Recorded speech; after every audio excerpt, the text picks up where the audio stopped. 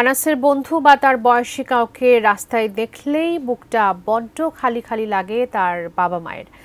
৫ August ১০ম শ্রেণীতে পড়া ছেলেকে চিরদিনের জন্য হারাতে হয়েছে পুলিশের গুলিতে। গত ২ মাস তারা ঘুমাতে পারেন না, খেতেও পারেন না ঠিকমতো। বিচারের জন্য বুক ভরা আশা নিয়ে অভিযোগ করেছেন আন্তর্জাতিক অপরাধ ট্রাইব্যুনালে। জাবেদ আক্তারের প্রতিবেদন।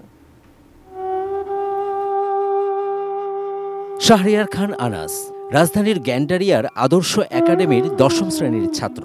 বাবা মাকে না জানিয়ে গত ৫ আগস্ট সরকার পতনের আন্দোলনে যোগ দিতে বেরিয়ে পড়ে গ্যান্ডারিয়ার বাসা থেকে।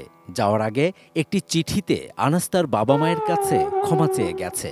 বেঁচে না ফিরলে কষ্ট না পেয়ে গর্বিত হতে বলেছে মা বাবাকে। বলে গেছে স্বার্থপরের মতো বসে থাকার চেয়ে আন্দোলনে নেমে গুলি খেয়ে বীরের মতো মৃত্যু অধিক শ্রেষ্ঠ।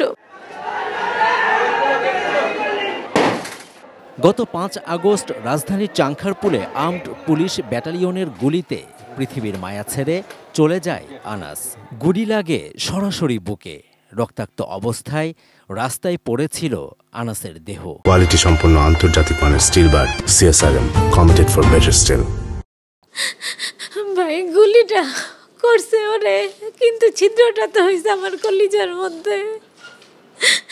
আমি তো একজন সন্তান হারা মায়ের হাহাকার নিয়ে মৃত্যু বেঁচে থাকবো।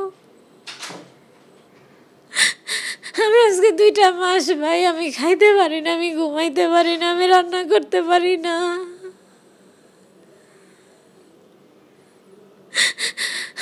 আমি তোরে ভুলতে পারি না ভাই।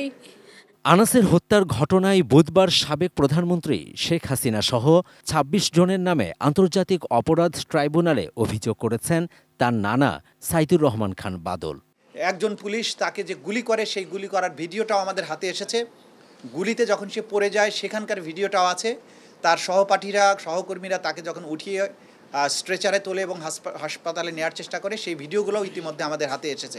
এই শহীদ পরিবারের প্রত্যেকেই যদি দয়া করে তাদের সাথে ঘটে যাওয়া যে নিষ্ঠুরতা, তাদের সাথে ঘটে যাওয়া যে অপরাধ, সেগুলোর যতটুকু বিবরণ তাদের জানা আছে সেটা যদি তারা আমাদের এই ট্রাইব্যুনালের কাছে এসে জানিয়ে যান। আনাসের বাবা মায়ের এখন প্রতিটি দিন কাটছে চোখের পানিতে। বারান্দায় দাঁড়িয়ে থেকে মাঝে মাঝে ভাবেন, এই বুঝি স্কুল থেকে ফিরে আসবে তাদের আদরের বড় ছেলে আনাস। ৩টা বাজলেই যে স্কুল ছুটি হবে, এখনো আসবে, আমরা বারান্দায় থেকে দেখতাম, কিন্তু এখন বসে থাকি ও আসে না। ওর স্কুলের যারা ছাত্র ওর মতো ইউনিফর্ম পরা দেখলে আমার কলিজাটা ছেদ করে উঠে যে আমার সন্তান। Javed Akhtar, ATN news, Dhaka.